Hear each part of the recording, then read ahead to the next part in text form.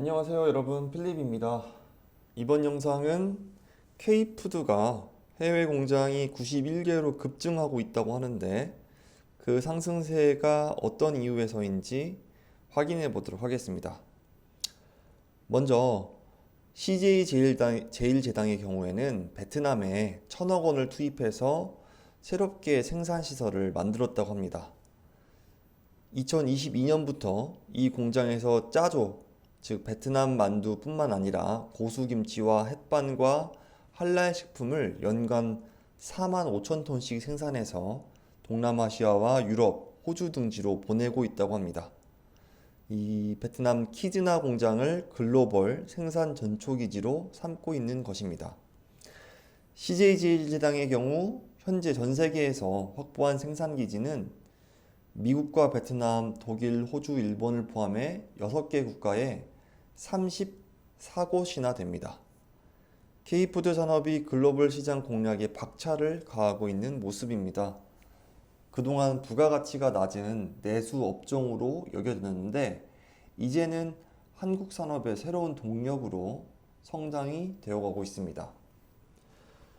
CJ제일제당 대상, 농심을 비롯한 국내 10대 식품업체 중에서 해외 생산시설을 갖추고 있는 8개 기업 현황을 분석해보니 2017년 60개에 불과했던 해외 생산기지는 5년 사이에 91개로 급증했습니다. 새해에도 추가로 착공하거나 가동에 들어가는 곳이 잇따를 예정입니다. 한국 식품기업들의 수출과 해외 매출 비중이 커지면서 농산물과 가공식품을 합친 농식품 수출액은 최근 5년 연속 최고치를 갈아치웠습니다. 2022년 11월까지 10조 2천억 원을 기록했고 2년 전 같은 기간보다 무려 18%가 늘었습니다. 한국 식품산업은 최근 한류 바람을 타고 수출 국가가 남미와 중동, 아프리카까지 넓어졌고 수출 영역도 바이오 건강기능식품으로 확대되고 있습니다. 향후 한국 산업을 떠받칠 신성장 동력이 될 것이라고 말합니다. 과거에 일본이 일본 음식으로 미국 내 그 판매량을 굉장히 크게 올렸는데 그 분위기가 한국으로 넘어온 모양새입니다. 종가김치로 유명한 대상의 경우에는 폴란드에 새롭게 김치 생산 공장을 착공합니다. 대상의 11번째 해외 생산 기지입니다. 농심의 경우에는 2022년 미국 LA에 연간 3억 5천만 개의 라면을 생산할 수 있는 제2공장을 증축했습니다. 라면이 전 세계 인플레이션 이후 가성비 식품으로 떠오른 덕분에 농심 라면 매출은 해외 대형마트에서 40% 가까이 늘었습니다. 해외로 나가고 있는 식품 품목도 다양해졌습니다. 베이커리 업체 SPC는 올해 6월 말레이시아 조호르바루에 연면적 12,900제곱미터 규모의 공장을 새로 짓기로 했습니다.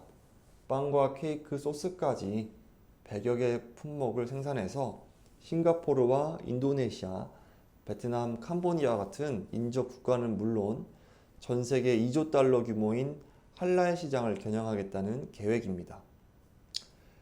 이처럼 한국 기업들의 해외 매출 비중도 더 커지고 있습니다. 한국 식품이 한인타운 중심으로 소비되던 과거와 달리 월마트와 코스트코 같은 대형마트와 식당에서 현지 음식과 나란히 진열되어 팔리는 일상식으로 됐기 때문입니다. 기업별로 살펴보면 CJ제일제당이 가장 매출이 높고 해외 매출은 5조 2천억 원으로 50%가 조금 되지 않습니다. SPC는 10% 정도가 됩니다. 대상은 4조 5천억 중에서 1조 5천억, 롯데제가 4조 900억 중에서 7천억 원 등등 한국 기업들의 해외 매출 비중이 점점 높아져 가고 있는 모습입니다.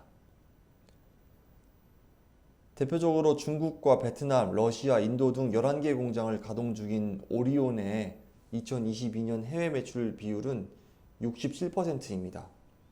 해외 판매 비율이 커지면서 오리온의 영업이익률은 무려 16.5%로 삼성전자 8%, 현대차 7%를 능가합니다. 제품 맛을 현지 스타일에 맞게 현지화한 전략이 들어맞았습니다. 수박이 흔한 베트남에서 수박맛 초코파이를, 토마토로 훠궈를 긁어먹는 중국에서 감자 과자를 토마토 맛으로 내놓는 시기입니다. 우리나라 설에 해당하는 베트남 최대 명절 떼을 앞둔 베트남에서는 오리온 초코파이와 코스타스콩, 한국명 카스타드 선물 세트가 대형마트의 가장 좋은 자리를 차지하고 있다면서 베트남에서 오리온 제품은 고급 선물용이자 제사상 필수 음식으로 꼽힌다고 전했습니다.